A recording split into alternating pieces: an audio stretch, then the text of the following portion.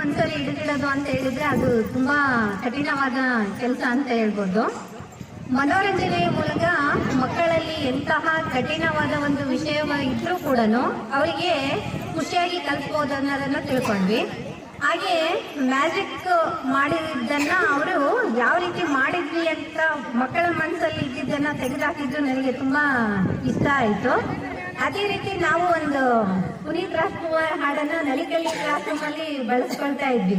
ಕಾಣದಂತೆ ಮಾಯವಾದನೋ ನಮ್ಮ ಶಿವ, ಕೈಲಾಸ ಸೇರಿಕೊಂಡನು, ಕೊಡುವುದನ್ನು ಕೊಟ್ಟು ಬಿಡುವುದನ್ನು ಬಿಟ್ಟು, ಕೈಯೇ ಕೊಟ್ಟು ಓಡಿ ಹೋದನು ಅಂತೇಳಿ. ಅದನ್ನೇ ನಾವು ಪಡವಲಕಾಯಿ ಉದ್ದ ಮಾಡಿದ ನಮ್ಮ ಶಿವ, ಬೆಂಡೆಕಾಯಿ ಗಿಡ್ಡ ಮಾಡಿದ, ಪಡವಲಕಾಯಿ ಉದ್ದ ಮಾಡಿ ಬೆಂಡೆಕಾಯಿ ಗಿಡ್ಡ ಮಾಡಿ, ಕಾಣದಂತೆ ಮಾಯವಾದನು ಅಂತೇಳಿ ಹಾಡುಗಳನ್ನ ಹೇಳ್ಕೊಟ್ಟಿದ್ದು ಉಂಟು. ಅವೆಲ್ಲ ಮೆಮೊರೀಸು ತುಂಬಾ ನೆನಪಾಗು.